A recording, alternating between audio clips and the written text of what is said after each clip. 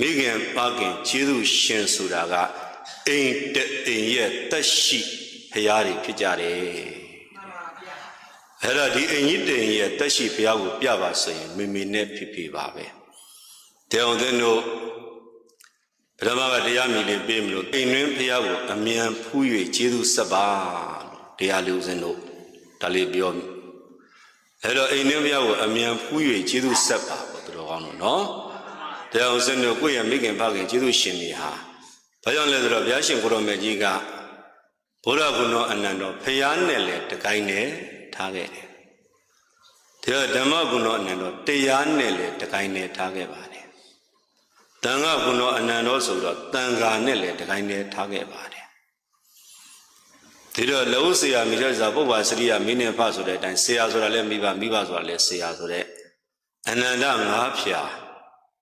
တော်